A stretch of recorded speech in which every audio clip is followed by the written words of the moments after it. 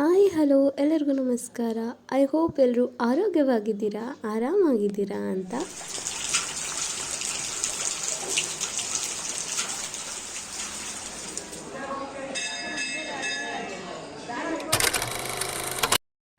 This is my first vlog. ನಂಗೆ ಗೊತ್ತಿಲ್ಲ ಈ ವಿಡಿಯೋ ಔಟ್ಕಮ್ ಹೇಗೆ ಬರುತ್ತೆ, ವಾಯ್ಸ್ ಓವರ್ ಎಲ್ಲ ಹೇಗಿರುತ್ತೆ ಅಂತ.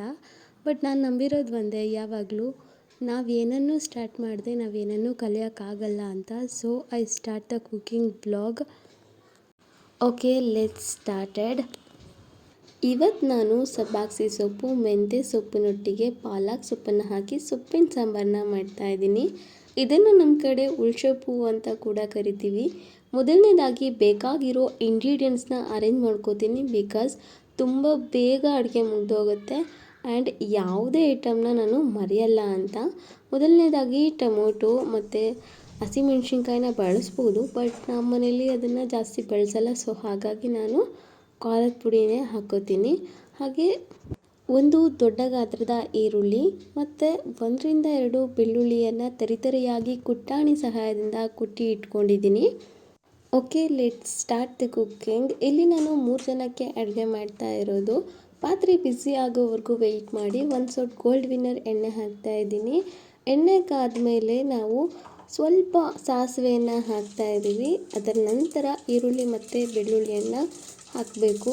ಎಣ್ಣೆ ತುಂಬ ಬಿಸಿ ಆದಮೇಲೆ ಯಾವುದೇ ಕಾರಣಕ್ಕೂ ಈರುಳ್ಳಿ ಮತ್ತು ಬೆಳ್ಳುಳ್ಳಿಯನ್ನು ಹಾಕೋಬೇಡಿ. ಇಡೀ ಅಡುಗೆ ನಿಂತಿರೋದು ರಿಫೈಂಡ್ ಆಗಿರೋದು ನಾವು ಹಾಕೋ ಒಗ್ಗರಣೆ ತುಂಬ ಚೆನ್ನಾಗಿ ಸ್ಮೆಲ್ ಬಂದರೆ ಅಡುಗೆ ತುಂಬ ಚೆನ್ನಾಗಿರುತ್ತೆ ಅಂತ ನನ್ನ ನಂಬಿಕೆ. ಸೊ ಹಾಗಾಗಿ ಸ್ವಲ್ಪ ಅಲಸಂದಿ ಕಾಳು, ಹೆಸರು ಕಾಳು, 1 ಕಾಫಿ ಕುಡಿಯೋ ಕಪ್ಪಲ್ಲಿ ತೊಗರಿಬೇಳೆ, ಪಾಲಕ್ ಸೊಪ್ಪು, ಮೆಂತ್ಯ ಸೊಪ್ಪು ಆದಷ್ಟು ಚಿಕ್ಕದಾಗಿ ಹೆಚ್ಚಿಟ್ಕೊಂಡಿದ್ದೀನಿ.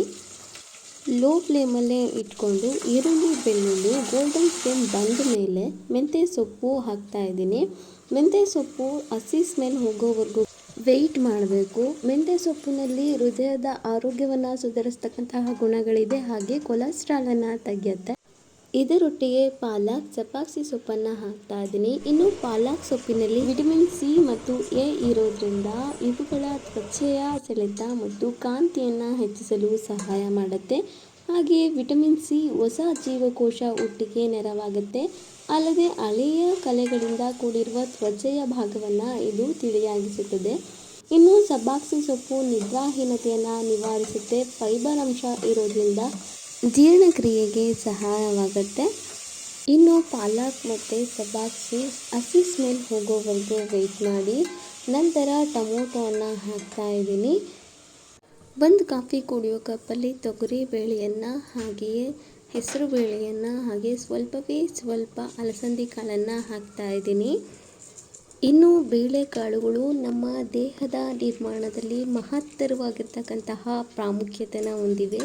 ನಮ್ಮ ದೇಹ ನಿರ್ಮಾಣ ಆಗೋದಕ್ಕೆ ತುಂಬ ಯುಕ್ತವಾಗಿರ್ತಕ್ಕಂತಹ ಶಕ್ತಿಯನ್ನು ನೀಡುತ್ತೆ.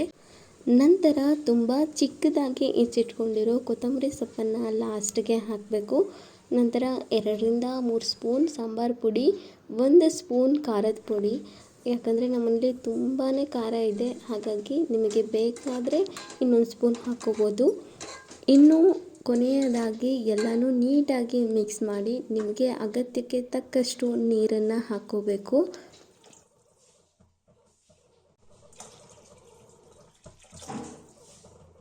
ರುಚಿಗೆ ತಕ್ಕಷ್ಟು ಉಪ್ಪನ್ನು ಹಾಕ್ತಾಯಿದ್ದೀನಿ. ನಂತರ ಈ ಎಲ್ಲವೂ ಕೂಡ ಮಿಶ್ರಣ ಸರಿ ಆದ ಮೇಲೆ ಸ್ವಲ್ಪ ಕಾಯಿ ತುರಿಯನ್ನು ಹಾಕ್ತಾಯಿದ್ದೀನಿ. ನಿಮಗೆ ಅಗತ್ಯ ಇದ್ದರೆ ಜಾಸ್ತಿ ಹಾಕ್ಕೊಳ್ಳಿ, ನನಗಿಲ್ಲಿ ಸ್ವಲ್ಪವೇ ಅಗತ್ಯ ಇತ್ತು. ಸೊ ಹಾಗಾಗಿ ನಂತರ ಕುಕ್ಕರ್ ಲಿಡ್ಡನ್ನು ಕ್ಲೋಸ್ ಮಾಡಬೇಕು. 2-3 ವಿಷಲ್ ಅಥವಾ 4 ವಿಷಲ್ ಆದಮೇಲೆ ಸಾಂಬಾರಂತೂ ಅಲ್ಟಿಮೇಟಾಗಿ ರೆಡಿಯಾಗಿರುತ್ತೆ. ಇದನ್ನು ಅನ್ನದೊಟ್ಟಿಗೆ, ರೊಟ್ಟಿಯೊಟ್ಟಿಗೆ, ಜೊತೆಗೆ ಮುದ್ದೆಯೊಟ್ಟಿಗೂ ಕೂಡ ಬಳಸ್ಬೋದು. ಎಲ್ಲದರೊಟ್ಟಿಗೂ ಕೂಡ ಇದು ತುಂಬಾ ಚೆನ್ನಾಗಿ ಹೊಂದ್ಕೊಳ್ಳುತ್ತೆ. ಹಾಗೆ ಸೂಪರ್ ಟೇಸ್ಟಿಯಾಗಿರುತ್ತೆ.